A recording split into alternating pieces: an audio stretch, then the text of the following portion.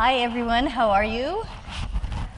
Thank you for being here. I wanted to thank the 90-Second Why and most importantly Jeff, who invited me to co-host this conference with him. Jeff is a good friend. I think we met the first time 2 years ago when I spoke at the One for conference, right. And I came last year. And really the inspiration behind today is Jeff's journey. Jeff, how much weight have you lost? I've lost track, really, because I learned along the way it's not so much about weight loss, but about body transformation and building, and in my case, I've been building muscle. But since I've been documenting things, since July 24th, I'm 80 plus pounds gone.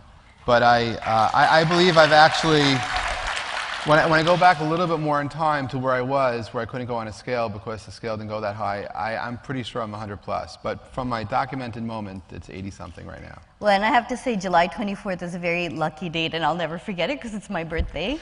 And so literally a year ago at the 140 conference, my father, me, and my brother joined you. Right. And tell us a little bit about what drove you to make this change.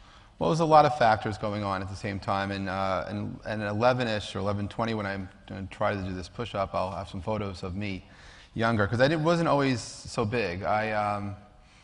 What started, I guess, last April, so April 2012, I noticed my weight was getting out of control. I mean, I was aware of it. It wasn't like I wasn't aware of it, because I spent a great deal of time living in pain, but readjusting what normal was. And it's like, you know, when you get used to a certain way of being, that's the normal that you're in. And so my normal was maybe different than other normals, but I was just getting used to not being able to do anything. Or I was just getting used to not being able to move too fast. Or, well, so in April, I looked down, I couldn't see my feet. Mm-hmm. So if you look down and don't see other body parts, okay, whatever, you need to go on a diet. But when you look down and your stomach is big enough that you can't see your feet, and I wasn't really pregnant, you know, I knew I had trouble. And so that got me thinking through what to do.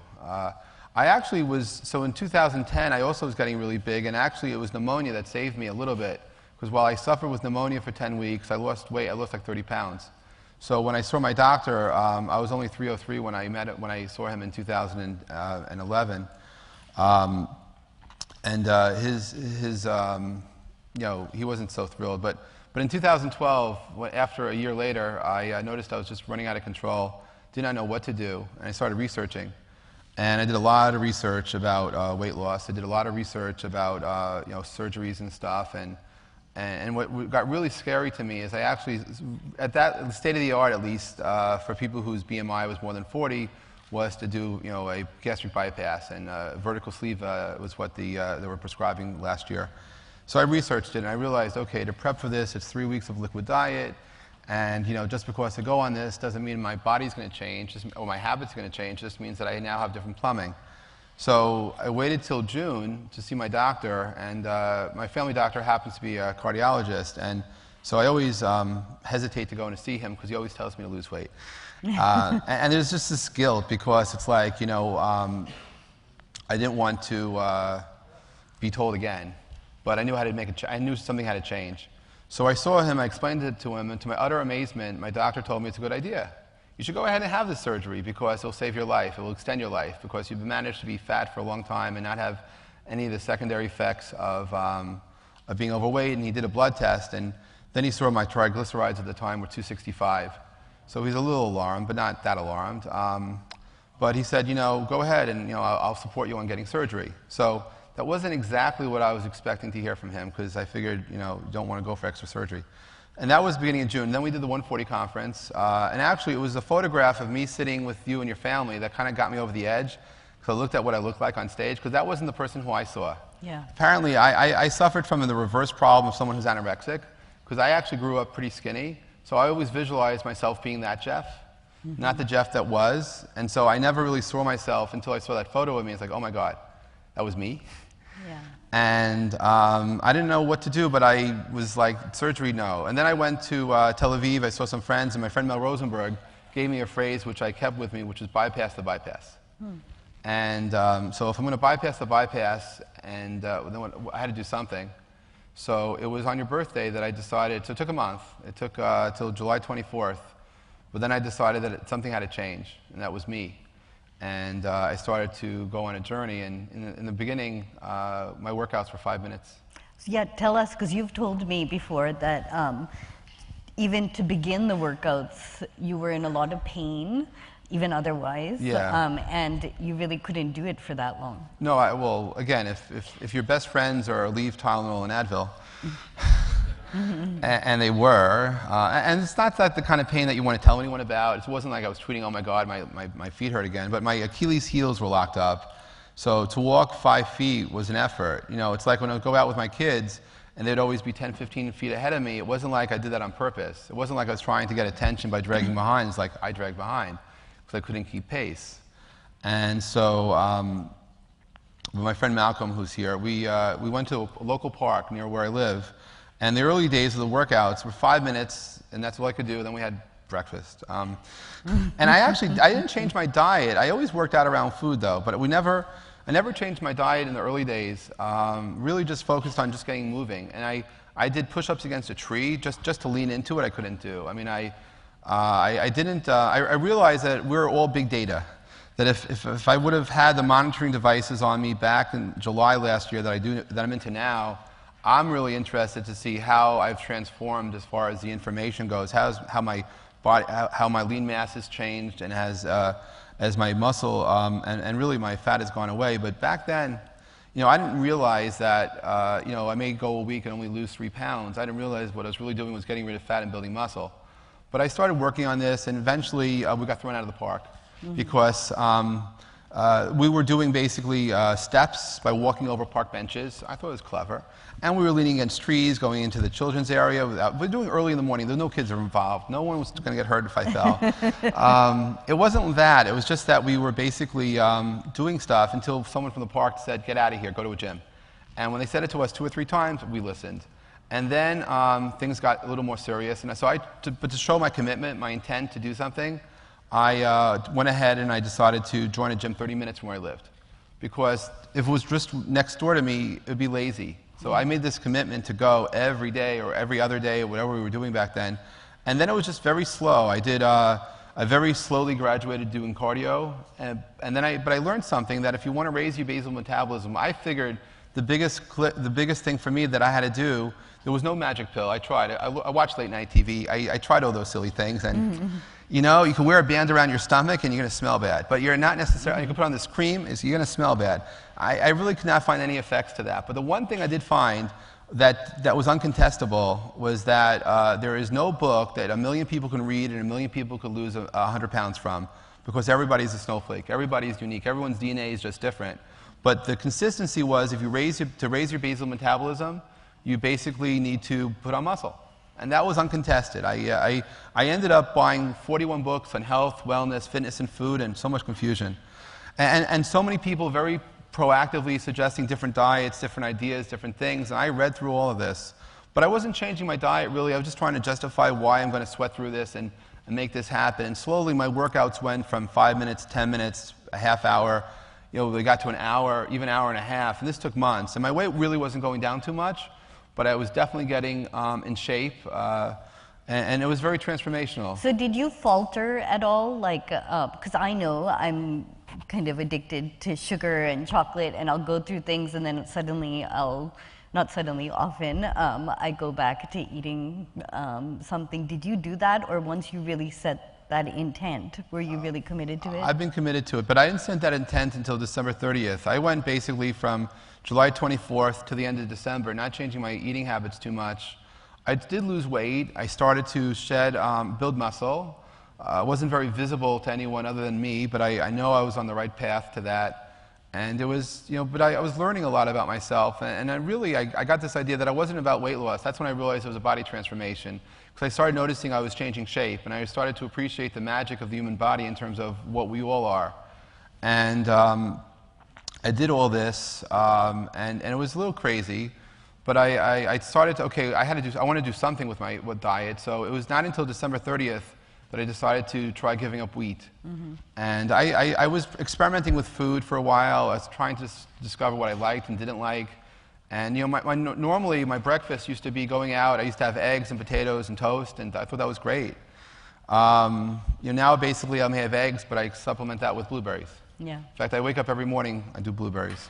And you know, I basically gave up eating wheat, and I gave up sugar, and I gave up soda, and I gave up really processed food as long as I know it's processed. And I threw out everything in my freezer, really, because I found so much wheat in everything that we did. And you know, I'm not here to advocate to, you know, give up eating wheat. I have friends of mine that are wheat farmers, and I respect that. But I do know that I changed a lot just from that. I noticed like several things were crazy. I mean, to meet my mind. I mean, the biggest things, like 10 days into no wheat, I felt more energy, like a golden glow of energy just like came through me.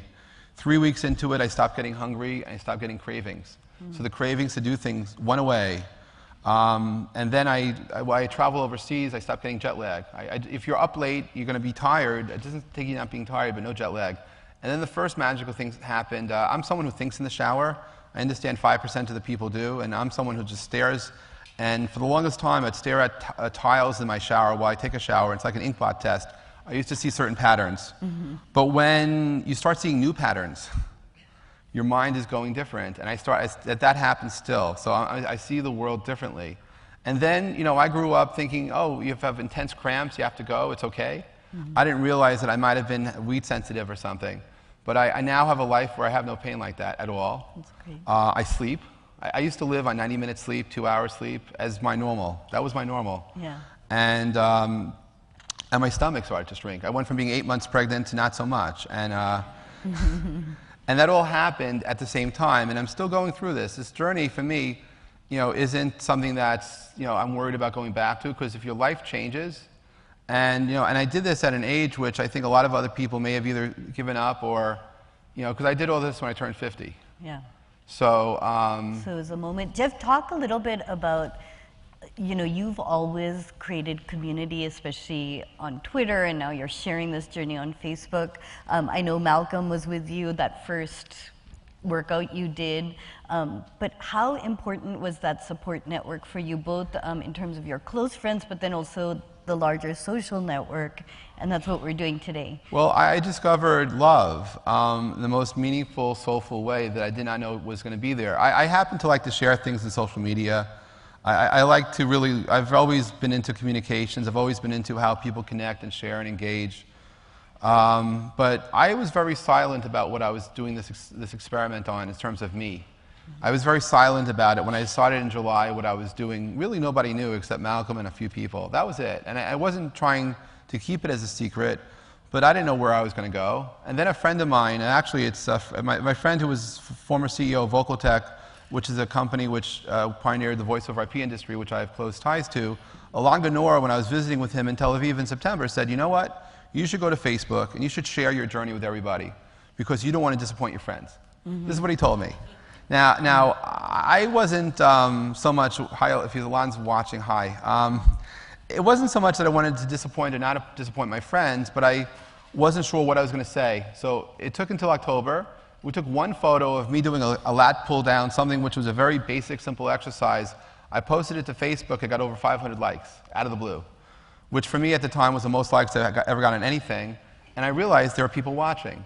And then I looked at the people who liked it, and I didn't realize they liked me. And, and I started to become really aware that the world around me was really into this. And you know, my cousin Emily, my niece Emily, if she's here, she always says I overshare, but I apologize. But there are so many people that I've met in the last few months that have opened up their journeys that it's been very meaningful to share. And so I now don't mind sharing stuff. And I've been very, you know, open to stuff. And so what I discovered is that Facebook as a community has been amazing as a support. Not only, it's really an encouragement network. I won't say it's a support network. Yeah. But what I find most amazing are the total strangers who open up and share their journeys with me and their intentions to affect things. And I hear about what their friends are doing because of what they're doing, and it's like, this is just magic. And so... And you share, I feel like, every day, even when you're going out for a workout or you've done one. Is that part of your process now? It's part of my process, mostly because I'm reminding myself, but then if my friends didn't remind me, thanks for telling me you're going out because I nudged them to go work out,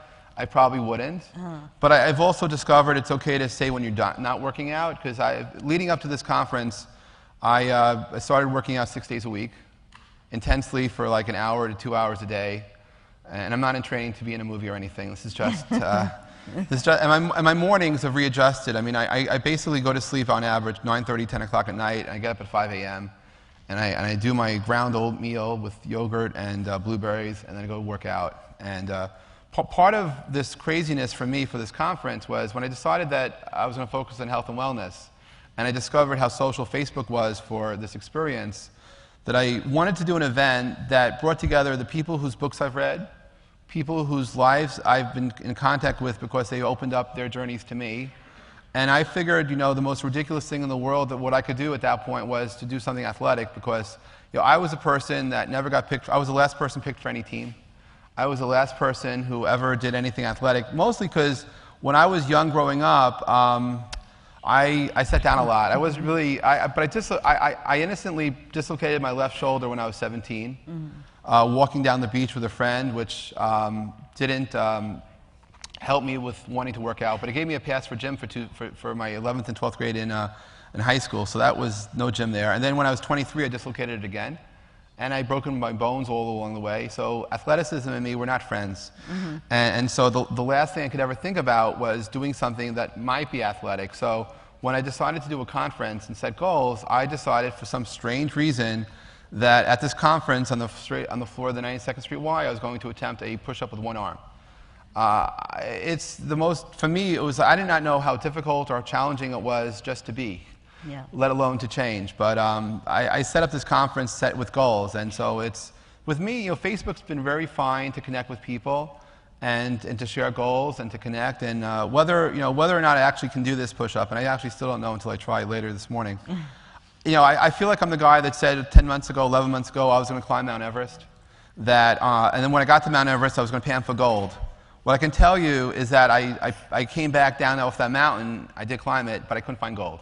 But I found a lot of other things. The gold is really in all the people that I've connected with, and so much magic that's just happening as a result of this, and allowing me to readjust what normal is. Because I think that normal is relative to where we are, and we can rationalize it all we want to.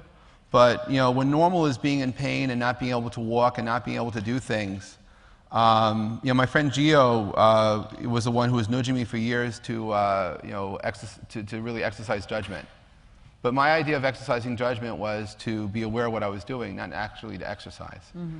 And my mind's changed, and I've really come a long way. And I realized that if a lazy bum like me could actually go out and do this, it's possible. In fact, you just have to want to do it, or do it enough. Well, and I think, again, all of us are here because of your journey. So let's talk a little bit about what we're going to do over the next 2 days. The topic is health, wellness, fitness, and food. Yes. First time you're ever doing something like First this, time and ever. I know you've learned a lot. I have some good friends who are coming to speak. Tara Stiles and Sayantani Dasgupta. My friend Holly Perkins is here, and Gabby Bernstein. So we have, amongst them, the Dr. aspects. Hyman's coming Dr. too. Hyman, Mark Hyman is coming. So I know that the topics and the speakers really vary from diet, body image, fitness, storytelling, health, wellness. What are you excited about? That we're here, that we're doing this. I mean, that's really, because you would have bet me anything a year ago that I would be sitting in a chair co-hosting an event with you about this topic, like, what the fuck? I'm just, no. Because it just wasn't in my mind. It just wasn't. So what am I really excited about? I hope to touch people's lives. I hope there are people in this audience either watching us or here today that want to start a journey, that know somebody. Because there's this law of readiness in nature. I actually thought Yogi Berra said it, but apparently it's a real law that says that an organism is ready when it's ready. And you could prod that organism all you want to do something, but until it's ready to do something, it won't be ready. So I wasn't ready until I started. And friends of mine told me that go to the gym, work out, you feel good. I thought they were talking about my self-esteem. I didn't realize that I'd be hooked on a natural drug called endorphins. And that no matter how hard I work out and how tired I am, I feel awesome. Like, no, I never understood any of those dynamics. So what I'm really excited about is that people are here today. The people who are traveling. We have people who are coming to this conference in the audience and on stage from 5 countries and 26 states and DC. So we have a fairly large group of people from all over America that are here today and tomorrow. And I'm here to listen, to learn, to share a hug maybe. Maybe try Everyone push-up. has to get their hug from Jeff. They have to get their hugs or share and make friends. I mean, one of the magical things about the 140 conferences since the inception is that we bring together people from many different walks of lives, people with whom you've never really would have met. But I've discovered, that if you can help accelerate the making of serendipity and synchronicity, magic can and will happen. And that the one thing that's been true through all the different conferences I've been part of are connections are made.